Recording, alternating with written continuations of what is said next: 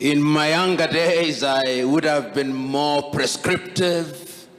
I would have pontificated, but as I grow old, I know, number one, that I do not have monopoly of wisdom, and what I do is to share my thoughts with you. When one talks about regeneration, it means that there was an Africa which had a certain level of development, and that had suffered at the hand of the foreigners, and therefore it needed to be regenerated. Those of you who are familiar with the thoughts and works of Senegal's Anta Cheikh Diop will know that Anta Cheikh Diop does recognize that there was indeed an Africa which had certain levels of civilization. In fact, the more romantic historians suggest that when Europe and Europeans were still living in the caves in the western part of Africa, there were organized kingdoms and that there were libraries which rival the largest libraries in Africa today. Indeed, those of you who are students of religion like Professor here will know that people like Augustine of Hippo or Athanasius, some of the early thinkers in religion, were resident in what may today be called the Maghreb.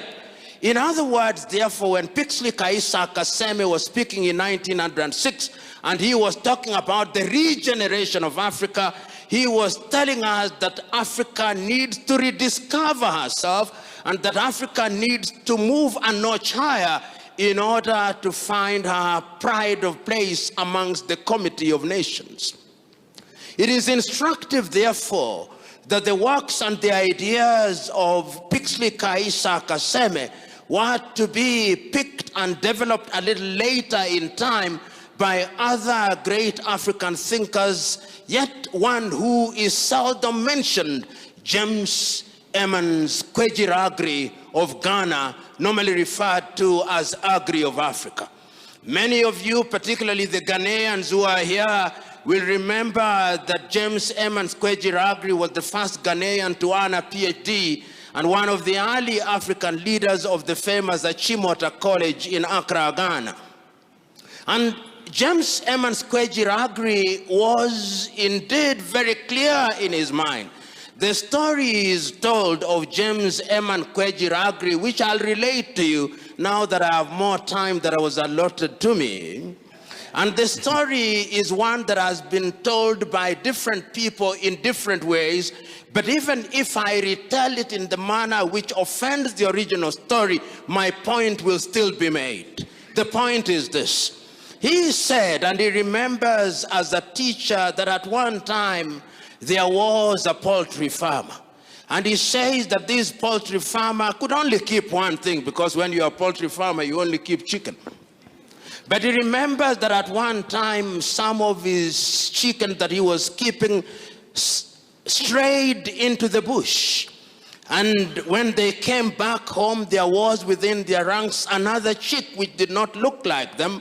It was the chick of an eagle. And one day, after a passage of time, a naturalist came to the farmer and saw the eagle in all its splendor. And he said, "This is not chicken, this is an eagle." But the farmer said, "I know. It was once an eagle, but it has been fed on chicken feed for too long. It has long lost its chickenhood. It has long lost its eaglehood. It has now acquired chickenhood."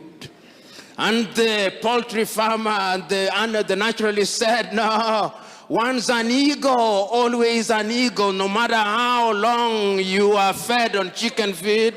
And the naturalist said, the farmer said, "I want you to demonstrate." And in the evening, he put the chick on his palm and urged it to fly, but it refused to fly. And the story is told, the farmer said, "I told you. It was once an eagle, it was fed on chicken feed, it has lost its eaglehood, it is now a chicken."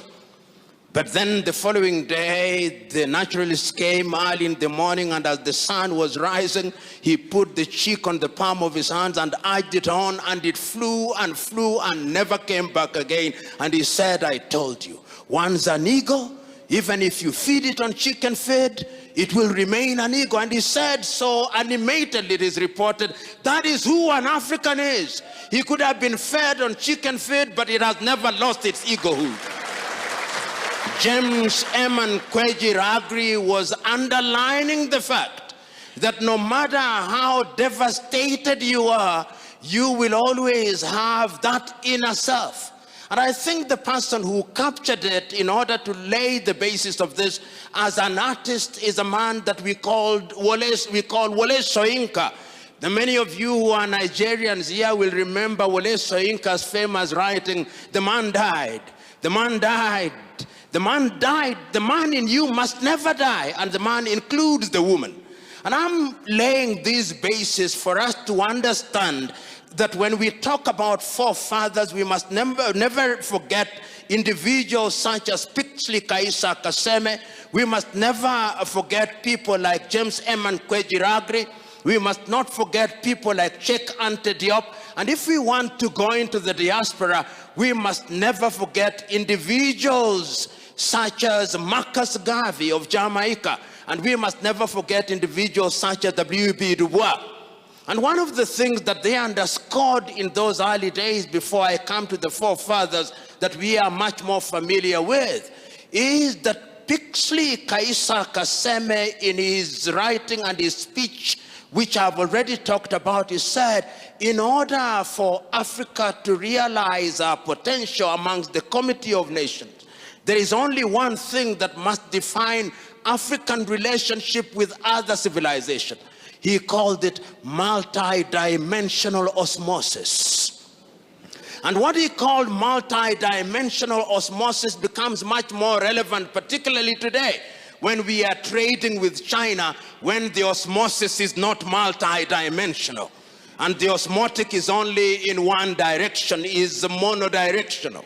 And what he meant at that time is that Africans must engage with other civilizations, but that engagement must be of such a nature that it is mutually beneficial and the relationship is symbiotic. And I think that that is what we want to underscore today. And I take us back to 1957 in Accra, Ghana, on the day that the country then known as Gold Coast regained her political independence. And see how deliberate I am. I'm saying the country regained her political independence, did not acquire her independence. She regained an independence that she had lost by dint of force and by dint of both strategy and stratagem. In 1957, on the day of the regaining of the independence by Ghana, Kwame Nkrumah was as passionate as he was eloquent. He said that the independence of Ghana meant nothing unless all the other African countries were independent. And what did independence mean? Because at that time, and you will give me a little latitude in order to give some flavor to my presentation. If you look at the individuals who are present at that time in terms of the commonality and the unanimity of their vision, one had to look at Africa and understand what it is that they were talking about. In West Africa, if you listened at that time to Kwame Nkrumah, his clarity of vision is that independence and liberty meant a number of things. One, the liberty of the individual as individuals to exercise their thoughts and to be free to participate in their affairs, including religion as I understand it, and that therefore Kwame was conscious that the country that he had participated in liberating, which was Christian Gold Coast, but he rechristened and the people rechristened Ghana, was a multi-ethnic country and a multi-religious country and a country that was rich in her diversity. What is critical for our presentation is that in May 1963, 32 leaders congregate in Addis Ababa, Ethiopia, at the invitation of Emperor Haile Selassie. And I invite you, ladies and gentlemen, to take time this evening or hereafter to read the speeches that were delivered by each one of them. And I've read each one of them several times. Even the ones who later disappointed us, the Spirit was on them. The Spirit was on them. And I will only isolate a few of them in order for us to appreciate how far they could see. As I stand here, I remember the speech of David Dacko of Central African Republic. He says that Africa must unite and move in one direction, for how would a little country such as Central African Republic survive in the face of the sustained machinations of the erstwhile colonial power? We know that David Dacko did not live up to the dreams that we thought he would. I listened to speeches such as those of Julius Kambarage Nyerere of Tanzania. He said, we did not come here to talk about unity or to remind ourselves how unity is important. We have come here to affirm the fact that without unity, Africa is never going to realize their potential. And one can go on to the speeches of Modibo and others and Haile Selassie and others, but it's not important to rehash those speeches because they can be located in libraries. But it's important to isolate one speech, the speech of Osagyefo Kwame Nkrumah, because that, for those of you who are French speakers, that was the pièce de résistance. It was the speech that, in my view, captured the essence of what was meant to be Africa. And the three things that stand out in the speech and therefore form the three-legged stool upon which my presentation will now be founded. He said that Africa must unite, and unite immediately, before the leaders who are present in that forum become used to the trappings of power. You and me know that they have now become victims of the trappings. He said that we must unite and come out of that arrangement with one army, with one currency, with one united country, because the former colonial powers had yet devised another method of controlling African. And he said that that thing which we later examined and recognized as neocolonialism was alive and well. And he said, if we did not do so, Africa will never realize our potential. That is the Africa about which you want me to reminisce in order for me to determine what was the vision of the founding fathers. Their vision was a united Africa. Their vision was an Africa that was united in our diversity. Their vision was an Africa that would tell her story. Their vision was an Africa that would exploit our resources for our benefit. Their vision was an Africa that would sit at the dinner table of human civilization, not as food to be consumed or as a waiter, but as a diner to enjoy the goodies of life. That was their vision. But the question is, that vision that saw Africa liberate herself from the clutches of colonialism, was it merely flag independence, as Kenya's Ngugi wa Thiong'o says, not in so many words, in his book, Decolonizing the Mind? Was it a total liberation of the peoples of Africa? In his famous television program, Kenya's Ali Mazrui, the program titled Africa, a Triple Heritage, Ali Mazrui says passionately and eloquently at once that Africa is the only continent on earth that consumes that which it does not produce and produces that which it does not consume. And he says, curiously, we are the only continent on earth that is still referred to in the following derogatory terms: Anglophone Africa, Francophone Africa, Lusophone Africa, And those who are generous even refer to some part of Africa as Arabophone Africa. He says they do not say that of Latin America. They do not say that of Asia. And if you doubt Ali Mazrui, there is now a war that is going on in the Cameroons and is characterized as a war between the Francophones and the Anglophones. But if you go to the so-called Anglophone area, no more than 5% can speak eloquent French. Yet there are many ethnicities in that part of the world. And I'm submitting to us that this is important because it demonstrates that there is something in our minds that we have yet to liberate ourselves. We have yet to decolonize our mind, which Ngugi wa Thiong'o says is the prerequisite to our total liberation so that we can engage with the world meaningfully. You know, as I speak to you now, there are 54 recognized independent African countries, particularly if you talk to the Moroccans. But when you liberate yourself from Morocco, there are 55 because of Sahrawi. But I'll be of good manners. I'll say there are 54 recognized and 55 with one unrecognized. That Africa is an Africa that ought to be governed by the vision of the founding fathers. That vision was articulated in the Charter of the Organization of African Unity.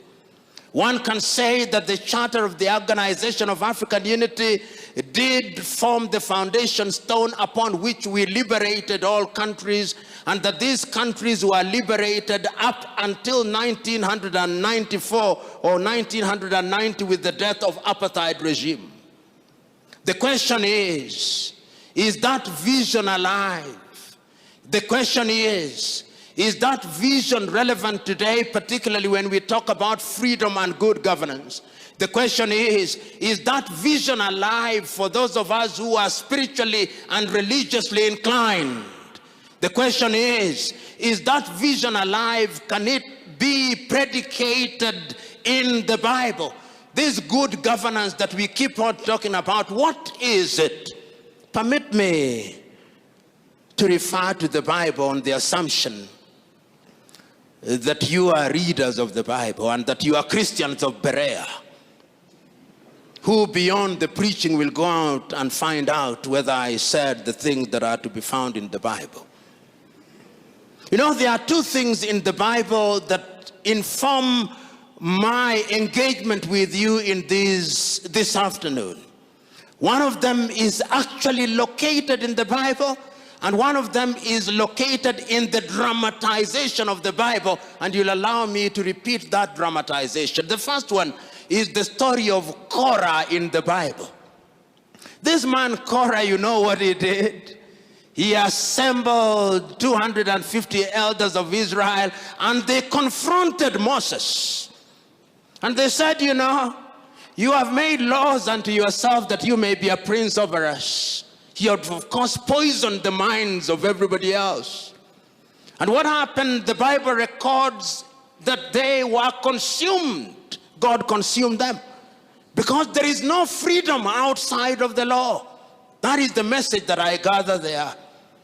And then when they grumbled again, 14,700 of them were consumed.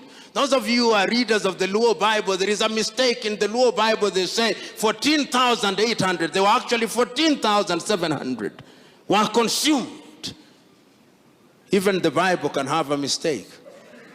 I've drawn it to the attention of the Kenya Bible Society. I think it was a typographical error. But it doesn't take away the point that I want to make. The point that I want to make is that when we talk about freedom, we must remember that freedom must be in the context of good governance. And that good governance must be in the context of the individuals with certain moral values. Mwalimu Julius Kambarage Nyerere articulated it very well in the Arusha Declaration in 1967 when he said that a country must be governed by certain ideals and certain taboos. The things that you don't do and the things that you can legitimately do for the better good. So that even in the Bible, when we talk about the vision of the founding fathers, even without their having been Christians or unanimity as to whether they were picking it from Christianity, there is a sense in which there is a possibility of situating this vision in the Bible. The second element in the Bible that I want to talk about is the dramatization. The dramatization that I want to talk about before I come to the last limb of my presentation is to be found in a movie which I believe all of you ought to have seen. And if you have not seen it, please watch it. How many of you have seen the 1956 dramatization of the film The Ten Commandments as directed by Cecil B. DeMille? You haven't. If you haven't, go and watch it. And there is an interesting portion in that particular story which once again speaks to Korah and Dathan. When Moses has been on the mountain of the Lord for 40 days and 40 nights, there is a grumbling downstairs, and Aaron and the sister have been made to forge unto themselves a calf as a god. And in the dramatization, before Moses comes down on the 40th day, the prophet Joshua moves to the mountain and meets Moses. And when they are in between, there is noise from down in the hill. And when there is noise, Joshua says, there is noise, there is grumbling. And Moses is recorded as saying, those are the sounds of joy and revelry. The people have rebelled against God. He is carrying the 10 tablets of the law, and according to Cecil B. DeMille, as he comes down from the mountain, there are 2 horns from his head. Kiran comes from his head. Kiran meaning horns in Hebrew. And when he comes down, Dathan confronts him and says, you have made unto yourself laws that you may become a prince over us. We have freedom. And Moses says, there is no freedom outside of the law, and those who will not live by the law shall die by the law. And that is the point that I wanted to make. That all civilizations, our founding fathers were convinced that we had to have a legal regime. And this is the basis of the constitution that we inherited from independence. But these constitutions were not homemade. And that is why you see that no sooner had we settled with this constitution than they started being disrupted. But the point I want to make before I come to the constitution is an important point about their vision. This is about a meeting that took place in Cairo, in Egypt, about the doctrine of the inviolability of the boundaries of African states. Because at independence, there were those who took the view that Africa should redraw her boundaries. Those of you who are from Cameroon will be aware what happened between Cameroon and Nigeria. You will also be aware of the events that took place in Nigeria when there was an attempt to divide the country into 3, leading ultimately to the Biafra War. Those of you who are familiar with the country that was then known as the French Sudan, now known as Mali, will know the attempt that were made at that time. Those of you who are familiar with what was called Tanganyika, which later became Tanzania, will know that fact. Those of you who are familiar with the country that was known as Northern Rhodesia and now Zambia, and the one that is now called Zimbabwe, will know that. Those of you who are familiar with the history of Southwest Africa, now known as Namibia, will be aware of all these activities. So the first thing that the leader said, whether we are Muslims or Christians or animists, as we are called by other people, we shall live in one geographical territory, because the God that we worship is a God of diversity. He's the God that says that there is no Jew nor Gentile. And it must mean, if you are addressing us in Igbo or in some Nigerian language, there is no Yoruba, no Igbo. That, I think, was the vision of the founding fathers of the day. And that is why I think that when we are going to the future, the African leaders recognize one thing, that the OAU Charter as was constituted was only important up to a certain stage in the life of Africa. And that is why in the year 2013, the statutes that constituted the OAU were revisited and the African Union was created. And when the African Union was created, it was created on the assumption that if we had lost 50 years, we were now going to deal with Africa from a totally different dimension and perspective. But one must ask, what is it that had informed the leaders at that time? There were a series of things that had happened in Africa, in my view, which things informed their decision. You'll remember as early as 1960, when we had barely settled in independence, the first political assassination in Africa was the overthrow of Togo's Sylvanus Olympio. And immediately after that, the murder of Patrice Emery Lumumba in 1961.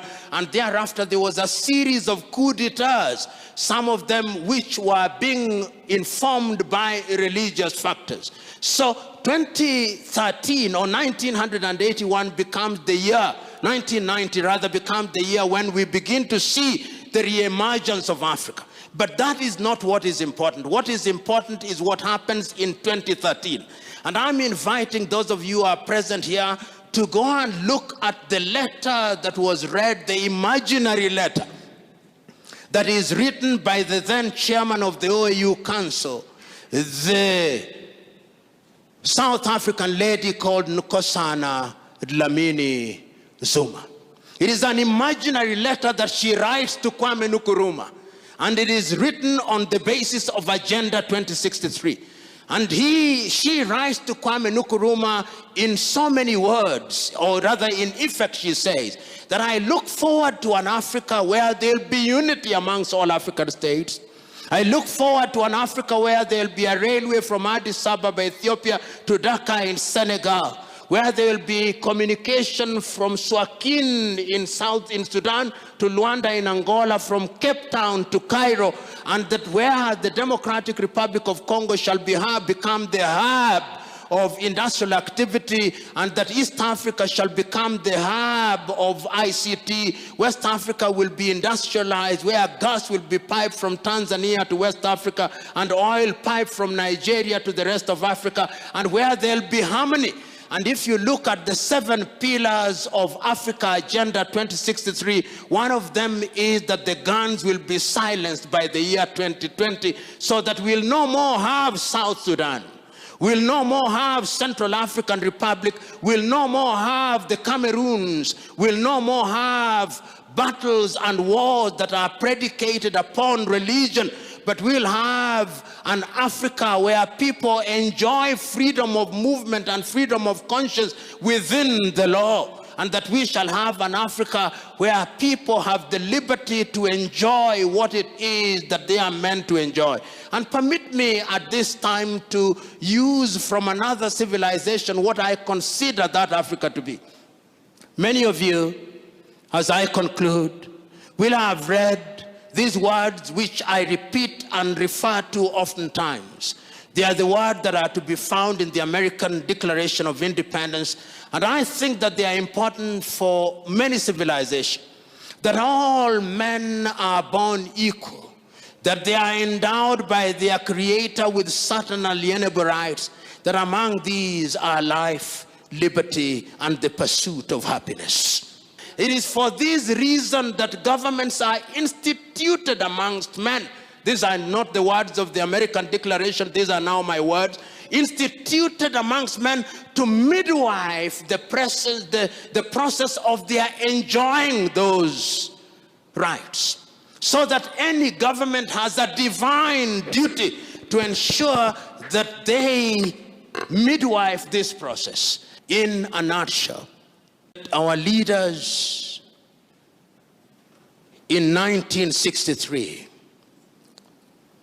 when they sat, whether in West Africa or in North or in East or in South, conceived an Africa whose sons and daughters would enjoy liberty, and that they would enjoy liberty so that they would lead a fuller life here on earth, but they would have the freedom of choice to exercise their freedom, and that if governments were instituted amongst them, those governments would be trustees of power for purposes of creating an enabling environment. They could foresee that we are diverse with over 3,000 languages, and that in our diversity we could enjoy our unity. In the words of Kenya's Ali Mazrui, our diversity must not be a Tower of Babel, but it could, if we want it to be a Power of Babel. They could foresee that we must recognize that we have no monopoly of wisdom or monopoly of knowledge, and it is not for us to judge, and our duty is only to fulfill our affairs. It is in this regard that I see Africa Agenda 2063 as a useful document that attempts to project into the future and to remind us that in 2063, when some of us may be alive and well, that Africa will be a continent that is respected and is not referred to in derogatory terms, whether when it is convenient we are developing, when it is not convenient we are developed, when it is convenient we are the dark continent, when it is convenient we are a rising continent, that we shall, in the words of Patrice Emery Lumumba of Congo, be in a position to tell our story, however bad that story is. That is the Africa that Kwame Nkrumah must have seen. That is the Africa that Modibo Keita must have seen. That is the Africa that Julius Kambarage Nyerere must have seen. That is the Africa that I want you to see. Even you who are sitting here as Seventh-day Adventists, those of you who are sitting here as followers of Jesus Christ, Latter-day Saints, those of you who are sitting here as Anglicans or Presbyterians, the truth is, we are committed to one thing: Christ of Nazareth, passion in Gethsemane, agony in Golgotha, joy on the third day. God bless you.